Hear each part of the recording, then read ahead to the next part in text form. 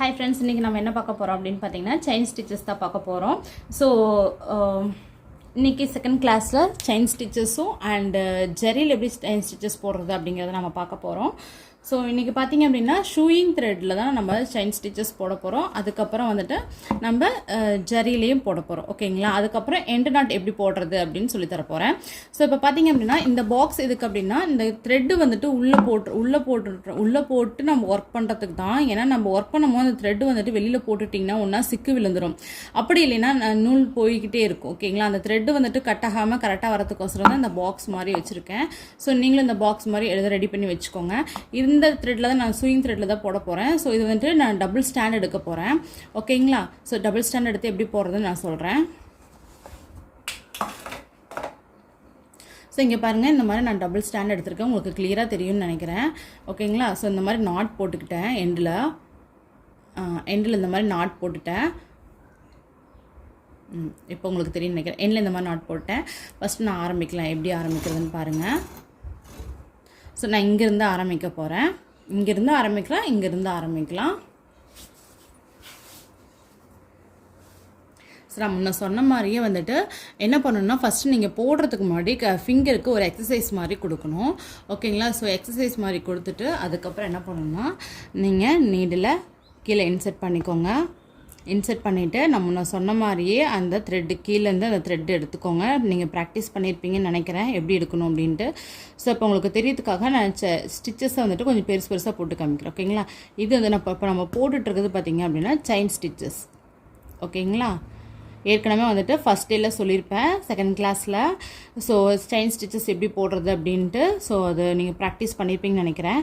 So நான் இப்போ பாருங்கள், கீழே இல்லை நீடில் இன்சர்ட் பண்ணுறேன். நூலை வந்துட்டு அந்த கொக்கியில் மாட்டிட்டு மேலே திருப்பிட்டு மறுபடியும் என்ன பண்ணுறேன், கீழே நீடில் இன்சர்ட் பண்ணுறேன். ஓகேங்களா? இதுதான் வந்துட்டு பேர் என்ன சொல்லுவாங்கன்னா செயின் ஸ்டிச்சஸ். எதுக்காக உங்களுக்கு வந்துட்டு ஸ்விங் த்ரெட்டில் போட சொல்கிறேன் அப்படின்னா ப்ராக்டிஸ்க்காக. இது ஸ்விங் த்ரெட்டில் போடும்போது பார்த்திங்கன்னா நூல் அந்து போகாது. ஓகேங்களா? அவ்வளோ சீக்கிரம் வந்துட்டு நூல் வந்துட்டு கட் ஆகாது. உங்களுக்கு ரொம்பவே கம்ஃபர்டபுளாக இருக்கும் போட்டு பழகிறதுக்கு. ஸோ அதுக்காக தான் உங்களுக்கு வந்துட்டு நான் என்ன சொன்னேன் அப்படின்னா ஸ்விங் த்ரெட்டில் போடணும் அப்படின்னு நான் சொல்லியிருந்தேன். ஸோ ஸ்விங் த்ரெட்டில் வந்துட்டு இந்த மாதிரி போட்டு ப்ராக்டிஸ் பண்ணுங்கள். ஓகேங்களா? உங்களுக்கு வந்து பார்த்திங்கன்னா செயின் ஸ்டிச்சஸ் வந்துட்டு நான் பெருசாக நான் போட்டுட்ருப்பேன்.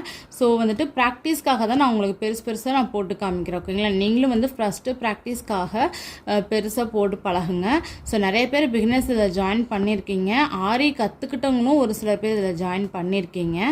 ஸோ அதனால் வந்துட்டு பிகினர்ஸ்க்கு நான் சொல்கிறேன், நீங்கள் ஃபஸ்ட்டு வந்துட்டு பெருசாக போட்டு பழகுங்க. அதுக்கப்புறம் என்ன பண்ணணும் அப்படின்னா வந்துட்டு நீங்கள் சின்னதாக போட்டு பார்த்துக்கலாம். ஓகேங்களா?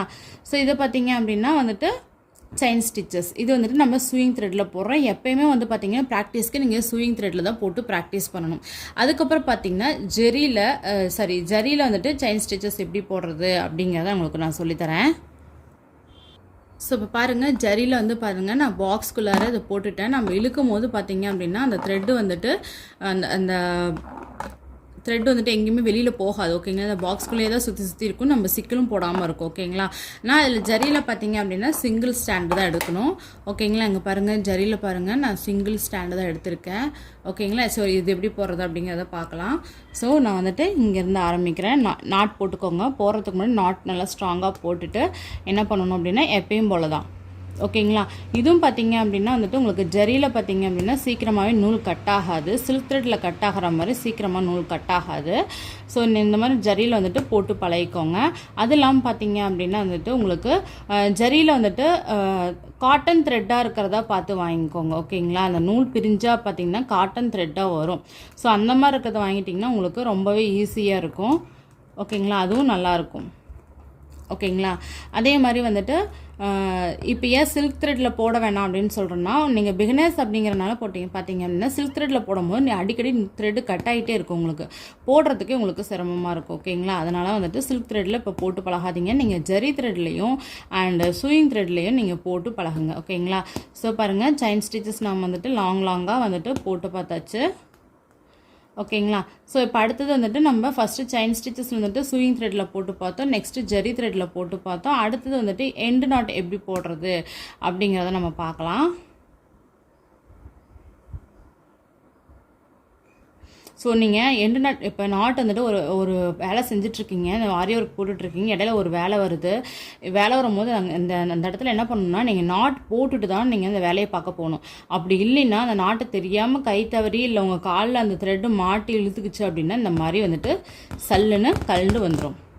ஓகேங்களா? ஸோ அதனால் நம்ம என்ன பண்ணணும், போகிறப்ப என்ன பண்ணணும்னா நாட் போட்டுட்டு அதுக்கப்புறம் தான் வந்துட்டு அடுத்த ஒர்க்கை பார்க்க போகணும். ஓகேங்களா? ஸோ இப்போ வந்துட்டு இதில் எண்டு நாட் எப்படி போடுறது அப்படிங்கிறத நான் சொல்கிறேன். ஸோ வந்துட்டு நெக்ஸ்ட்டு சூயிங் த்ரெட்டில் வந்துட்டு நான் எண்ட் நாட் எப்படி போடுறதுன்னு சொல்கிறேன். ஃபஸ்ட்டு எப்பயும் போல் நம்ம என்ன பண்ணிக்கலாம் அப்படின்னா வந்துட்டு இந்த மாதிரி நார்மலாக வந்துட்டு செயின் ஸ்டிச்சஸ் போட்டுக்கலாம். பேசிக் பார்த்திங்கன்னா செயின் ஸ்டிச்சஸ் தான் பேசிக்கு. ஓகேங்களா? அந்த செயின் ஸ்டிச்சஸ் வச்சு தான் எல்லா ஸ்டிச்சஸுமே நம்ம போட போகிறோம். ஸோ அதனால் செயின் ஸ்டிச்சஸ் வந்துட்டு கரெக்டாக லேர்ன் பண்ணிக்கோங்க. நீங்கள் ஃபஸ்ட்டு பிகினர்ஸ் போடும்போது பார்த்திங்கன்னா ஒரு த்ரெட்டு வர மாதிரி இருக்கும், நூல் அந்து போகிற மாதிரி இருக்கும். ஸோ அது மாதிரி நிறைய ப்ராப்ளம்ஸ் வரும். ஸோ அதெல்லாம் வந்துட்டு கேர் பண்ணிக்காதீங்க. நீங்கள் ப்ராக்டிஸ் பண்ண உங்களுக்கு சூப்பராகவே வந்துடும். ஓகேங்களா? ஸோ இப்போ பாருங்கள், நான் செயின் ஸ்டிச்சஸ் போட்டுட்டு எண்டு நாட் எப்படி போகிறதுன்னு காமிக்கிறேன். ஸோ இப்போ இந்த மாதிரி வந்துட்டு லாங்காக வந்துட்டு லாஸ்ட்டாக இந்த மாதிரி லாங்காக ஒரு த்ரெட்டை இழுத்துக்கோங்க. அதுக்கு பக்கத்துலேயே, ஓகேங்களா, அது பக்கத்துலேயே வந்துட்டு நீடில் உள்ளே இன்சர்ட் பண்ணி அடுத்த நூலை, ஓகேங்களா, ரெண்டாவதாக இருக்குது பார்த்தீங்களா, அந்த நூலை வந்து என்ன பண்ணிடணும், ஃபஸ்ட்டு த்ரெட்டில் ஃபஸ்ட்டு த்ரெட் இருக்குது பார்த்தீங்களா, அதிலிருந்து இப்படி வெளியில் எடுத்துடணும். எடுத்த பிறகு என்ன பண்ணணும்னா இந்த ரெண்டாவது த்ரெட் இருக்குல்ல, அந்த ரெண்டாவது த்ரெட்டில் நீடில் உள்ளே விட்டு ஃபஸ்ட்டு த்ரெட்டை வந்துட்டு ரெண்டாவது த்ரெட்டுக்குள்ளார எடுத்துடணும். ஓகேங்களா? இங்கே பாருங்கள், இப்படி வச்சு அமுக்கிட்டு லைட்டாக கீழே இருக்கிற நூல் இழுத்தீங்க அப்படின்னா இந்த மாதிரி நாட் விழுந்துடும். உங்களுக்கு தெரியறதுக்கோசரம் தான் இந்த மாதிரி நான் இப்படி போட்டு காமிக்கிறேன். ஓகேங்களா? அடுத்த டைம் போடும்போது இந்த இதுவும் தெரியாமல் உள்ளேயும் போயிடும். ஓகேங்களா?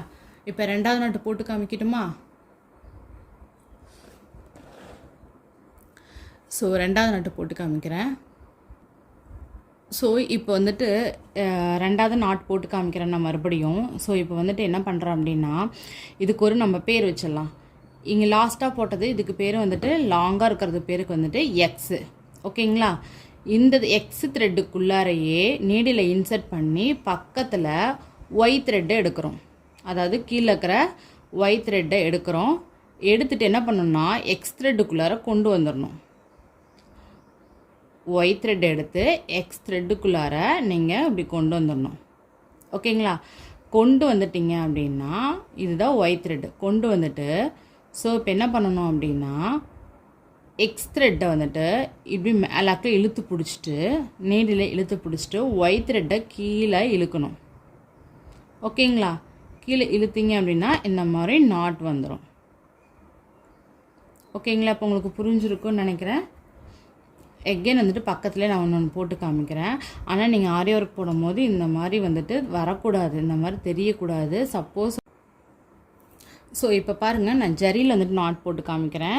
நீங்கள் இதில் நாட் விழுந்துருச்சு இந்த மாதிரி வந்துட்டு எக்ஸ்ட்ரா நூல் வந்துருச்சுன்னா ஒன்றும் பிரச்சனை இல்லை, அப்படியே கட் பண்ணிடுங்க. பார்த்து கட் பண்ணணும். ஓகேங்களா?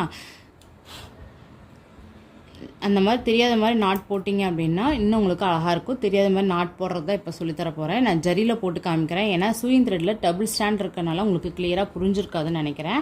ஸோ அதனால் இதில் போட்டு காமிக்கிறேன். இப்போ பாருங்கள், இதுக்கு நம்ம எக்ஸ்ன்னு பேர் வச்சோம்ல. ஸோ லாங்காக இருக்கிறத நம்ம எக்ஸ்ன்னு பேர் வச்சுருக்கோம். இதை வந்துட்டு நம்ம வெளியில் இழுத்தாச்சு. ஓகேங்களா? வெளியில் இழுத்தாச்சு. இதுக்கப்புறம் பார்த்திங்கன்னா பக்கத்துலேயே ஒய் அப்படிங்கிற த்ரெட் எடுக்க போகிறோம். அதை வந்துட்டு ஒய்யை வந்துட்டு எக்ஸ் த்ரெட்டுக்குள்ளே விட்டு வெளியில் எடுக்கிறோம். ஓகேங்களா? எடுத்தாச்சா? எடுத்ததுக்கப்புறம் என்ன பண்ணுறோன்னா ஒய் த்ரெட் இருக்குது பார்த்தீங்களா, ஒய் த்ரெட்டுக்குள்ளே நீடில் விட்டுட்டு எக்ஸ் த்ரெட்டை இப்படி கீழே அமுத்தி பிடிச்சிக்கணும். ஓகேங்களா? அமுத்தி பிடிச்சிட்டு ஒய் த்ரெட்டை கீழே இழுங்க. இப்படி இழுத்தீங்க அப்படின்னா இப்போ பாருங்கள், உங்களுக்கு அந்த நாட்டு விழுந்துடும். இப்போ பார்த்தீங்களா, நாட் போட்டதே நமக்கு தெரியல பார்த்தீங்களா? ஓகேங்களா? ஸோ உங்களுக்கு மறுபடியும் வந்துட்டு உங்களுக்கு நாட் போடுறதுல டவுட் இருக்குது அப்படின்னா தாராளமாக கேளுங்க. நாட்டுக்கு மட்டும் தனியாக சின்னதாக ஒரு வீடியோ எடுத்து உங்களுக்கு சென்ட் பண்ணுறேன். ஸோ நம்ம இப்போ என்ன பார்த்தோம், செயின் ஸ்டிச்சஸில் வந்துட்டு சூயிங் த்ரெட்டை போட்டு பார்த்தோம். அதே செயின் ஸ்டிச்சஸில் ஜரி வச்சு போட்டு பார்த்தோம். அப்புறம் எண்டு நாட் எப்படி போடுறதுன்னு பார்த்தோம். இதில் வந்துட்டு எண்டு நாட்டில் 3 டைப் எண்டு நாட் இருக்குது. அதில் ஃபஸ்ட்டு டைப் எண்டு நாட் தான் உங்களுக்கு சொல்லி கொடுத்துருக்கேன். இன்னும் 2 டைப் இருக்குது. ஸோ அடுத்தது பார்த்திங்கன்னா இது என்னடா இப்படிலாம் வரைஞ்சி வச்சுருக்கேன்னு பார்க்காதீங்க. இது வந்து பார்த்தீங்க அப்படின்னா இந்த சேஃபில் நீங்கள்லாம் வந்துட்டு நீங்கள் வரைஞ்சிங்க, உங்களுக்கு தெரியுதா இல்லைன்னு தெரியல, இருங்க.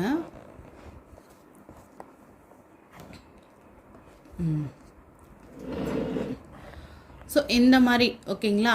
ஸோ இந்த மாதிரி ஸ்கொயரு, ரெக்டாங்கிளு, ட்ரையாங்கிளு, ஸோ இந்த மாதிரி சேஃபில் ஸ்டாரு, டைமண்டு, இந்த மாதிரி சேஃப்லேயும் சரி, இப்போ நெளிவாக வருது பார்த்தீங்களா, அந்த மாதிரி டைப்லேயும் சரி, ஸோ ஜிக்ஜாக் டைப்லேயும் சரி, இந்த மாதிரிலாம் நீங்கள் வரைஞ்சி பழகுனீங்க. இதுலேயே வந்துட்டு நீங்கள் செயின் ஸ்டிச்சஸ் போட்டு பழகிட்டிங்கன்னா நீங்கள் எந்த டிசைனில் வேணாலும் எப்படி வேணாலும் நீங்கள் போட்டுக்கலாம். ஓகேங்களா.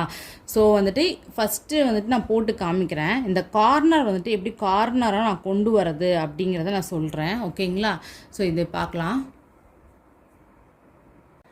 ஸோ இப்போ பாருங்கள், நான் வந்துட்டு இந்த வந்துட்டு ட்ரையாங்கிள் ஷேப்பில் நான் போட்டு காமிக்கிறேன். எப்போவுமே டிசைன் ஸ்டார்ட் பண்ணும் போது கார்னர்லேருந்து ஸ்டார்ட் பண்ணக்கூடாது. ஓகேங்களா.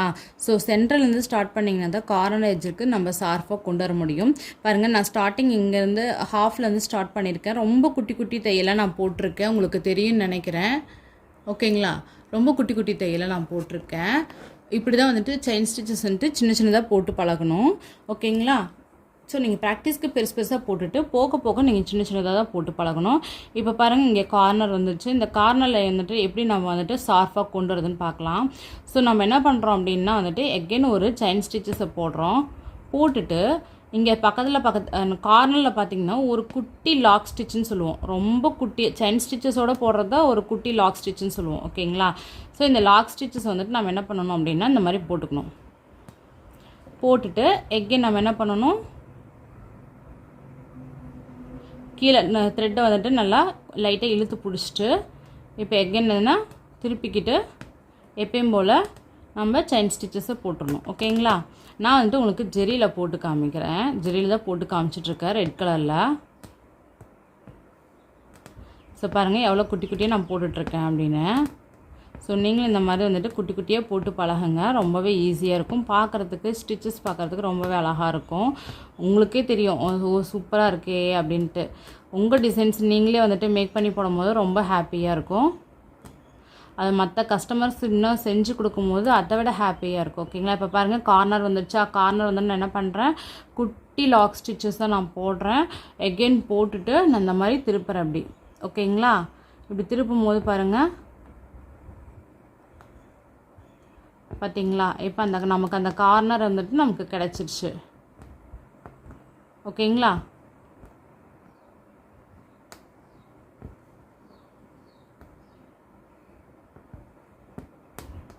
ஸோ நீடில் வந்துட்டு எப்போயுமே வந்துட்டு 90 டிகிரியில் தான் வச்சு நீங்கள் போடணும்.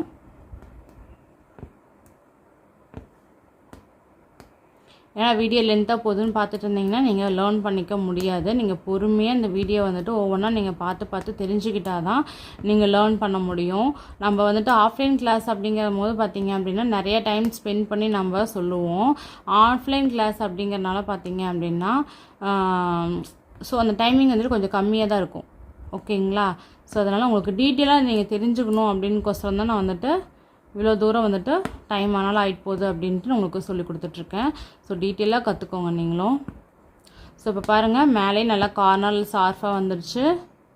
ஸோ நம்ம இங்கேயும் வந்துட்டு நம்ம எண்டு முடிக்க போகிறோம். நம்ம எங்கே ஸ்டார்ட் பண்ணமோ அங்கே கொண்டு வந்து முடிக்க போகிறோம். நாங்கள் எப்படி ஹாஃபில் ஆரம்பிச்சிங்கன்னா மட்டும்தான் அந்த கார்னர் வந்துட்டு கரெக்டாக கொண்டு வர முடியும். ஸோ என்ன பண்ணணும், எப்படி முடிக்கணும் அப்படின்னா ஃபஸ்ட்டு ஸ்டிச்சஸ் செயின் ஸ்டிச்சஸ் போட்டோம்னா அதுக்குள்ளே விட்டு தான் முடிக்கணும் நம்ம. ஓகேங்களா. அப்போ தான் வந்துட்டு நம்ம எங்கே ஜாயின் பண்ணோம் எங்கே முடித்தோம் அப்படிங்கிறது தெரியாமல் இருக்கும். பாருங்கள், நான் வந்துட்டு எண்டு நாட் போட போகிறேன். நீங்கள் போட்டு பழகிட்டீங்க அப்படின்னா உங்களுக்கு வந்துட்டு அது ரொம்பவே ஈஸியாக வந்துடும். 4 செயின் ஸ்டிச்சஸை போட்டு நீங்கள் எண்டு நாட் போட்டு பழகிக்கோங்க. பாருங்கள், இப்போ போட்டாச்சா. இப்போ 4 பக்கமும் கார்னர் கரெக்டாக தெரியுதா. ஸோ அதே மாதிரி நீங்களும் இது மாதிரிலாம் போட்டு ப்ராக்டிஸ் பண்ணுங்கள். ஸோ இங்கே பாருங்கள்,